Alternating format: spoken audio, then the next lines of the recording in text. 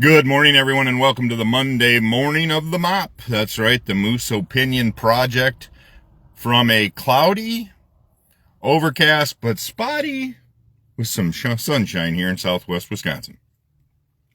That's why I could never be a meteorologist, probably, because I wouldn't, I'd describe it more, but it's got beautiful patches of blue in it. The sun is shining to the south of the store here, but welcome to the mop. It's a great day. It was a good weekend. Going to be a great week. Thanksgiving always is a fun time for me with the family over, and we have new people joining the round table, or square, rectangle, whatever. We'll have to have the card tables out and the big white tables out. Prime rib is de-thawing. The turkey is thawing. De-thawing. No, it's thawing. De-thawing would mean it's freezing, I think. Yeah. So thawing. It's thawing. Prime rib's thawing. Turkey's thawing. So we will be looking forward to a Thanksgiving Thursday. And like I said, there's new people that are entering the circle/rectangle at the dinner table. Grandkids will be around. It's going to be a great day. It's going to be a lot of fun. Deer season is in full swing here in southwest Wisconsin. Couple of shooting incidences over the weekend. One up on Military Ridge. Guy got shot in the butt as he was going hunting with his daughter. And it sounds like the shot came across the road. So, again, please be careful. I know buck fever kicks in and deer kick, that whole thing, you get excited. But we've all been trained numerous times with gun safety. Know your target and beyond. I hope that hunter's okay. I know he got med flighted.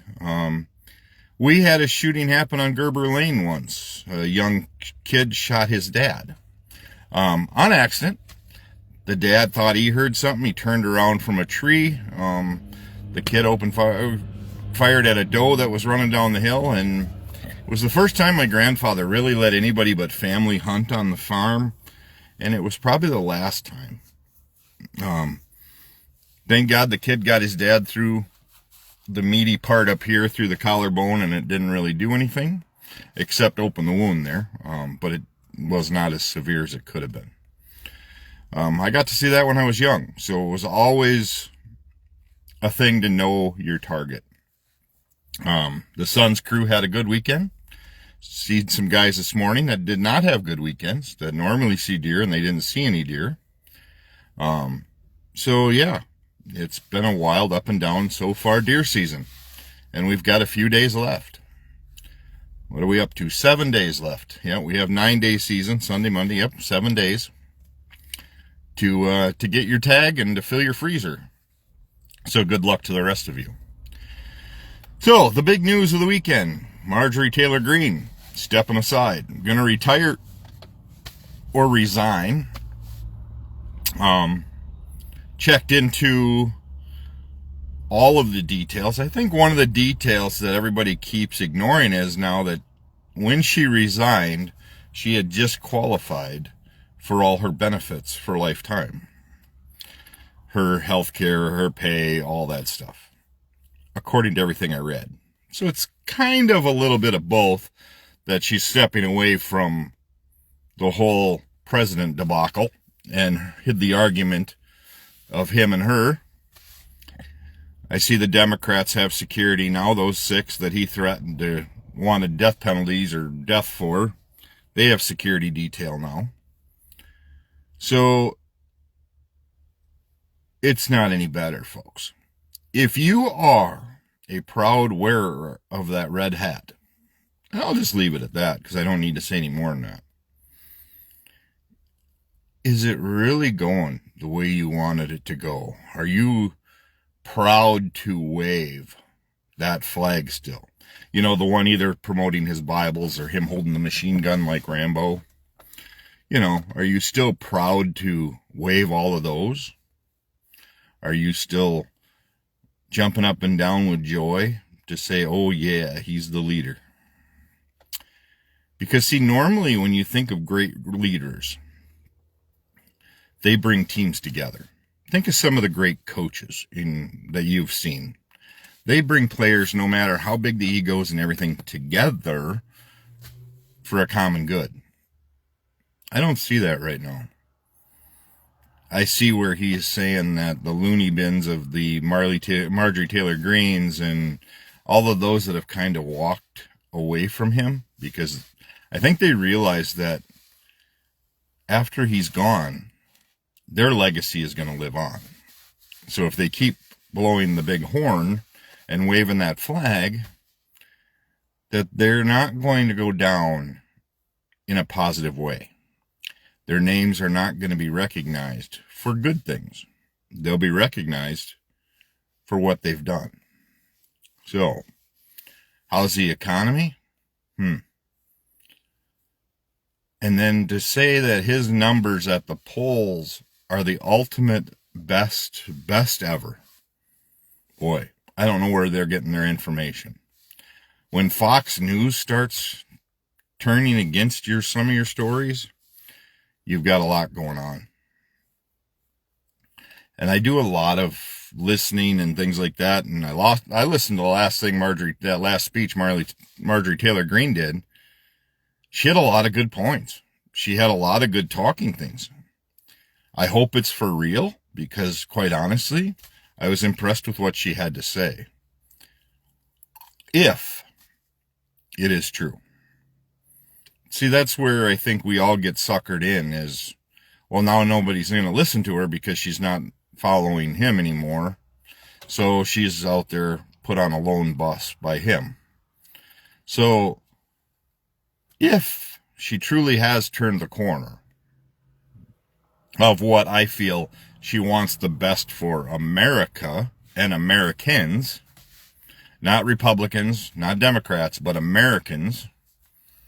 See, that's where I think we got to get back to putting them together versus separate. And if it's true what she is saying and what she wants, it's the first time I listened to her, honestly, that I thought she was very well educated in what she talked about. Before, when she was spewing all the things to stay in the graces of him, she sounded idiotic. She sounded terrible.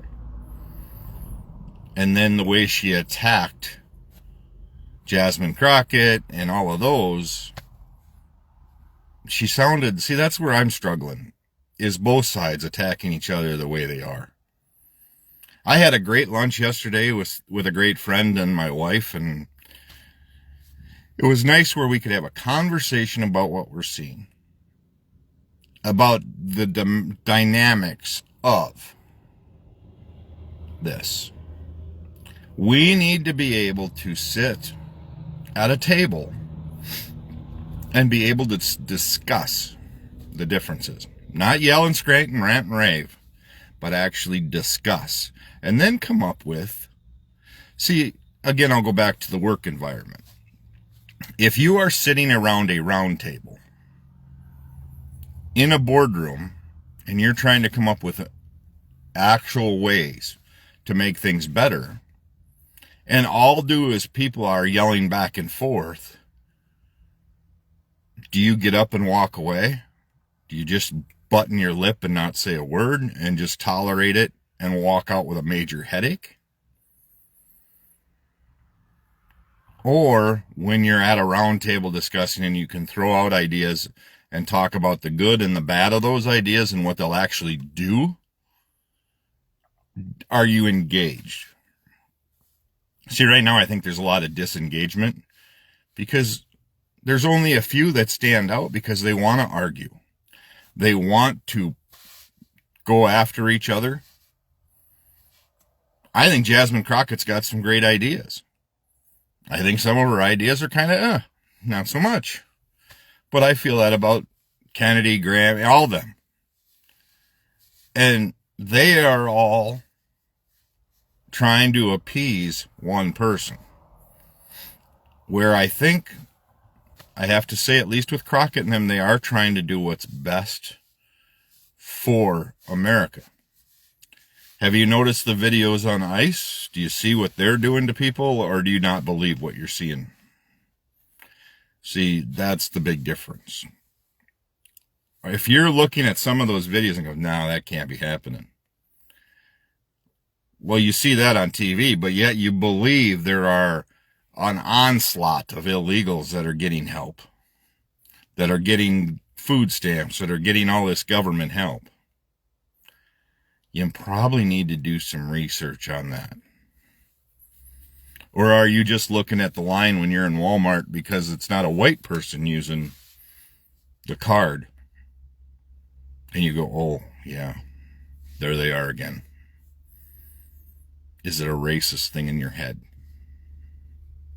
Or do you have honest proof that they're getting all this help by being illegal? I haven't ever been asked out on a date by a transgender person or a gay. Never happened. Now, do I have gay people in my family? Yes, I do. And do I proudly and welcome every day, and I always will. I have a great daughter-in-law, and I have a great daughter.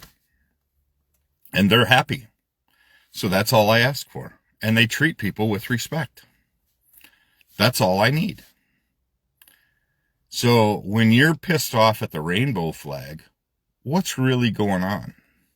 Are you upset? Did somebody really squeeze your butt in the bathroom? Why are you so pissed off at them? Do you feel it's not right? Well, God wouldn't want that. And if you're basing it off religion, and yet God wants you to try to get people to come his way, correct? If you're basing it on that and then you're telling people, oh, you know you're going to hell, right? It's not your influence. It's not your choice. Kind of like abortion. That is something that somebody chooses the abortion, they have to live through. They have to square it up if they want. It's their choice. We don't have a right as a human being to force our beliefs on somebody else. Because you know what it does for me is if you say you're Christian and you are a devoted Christian and you want to push those values, you better damn make sure everything else in your life aligns with you being a Christian. Because as soon as you slip, it negates everything you're talking about. Because you can't force your beliefs on one item without looking at your past. The good Lord is not going to say, shh, pull out the file when you're at the pearly gates and go, oh, that was really nice. Oh, but what is all this? And you go, yeah. So I think some of you that think that you can put your will onto others because you are church going, you put your money in the offering plate, that you can say what you want to people because you're doing it in the good graces of the Lord, but yet you have no problems getting money from other people, doing all of this, asking for help, asking for this, asking for that, choosing to do these other things behind people. So everybody says, oh God, look at how great Christians they are. That's a great Christian family. But yet they're doing a lot of things that are not. Because they won't show that side. But then some people see it.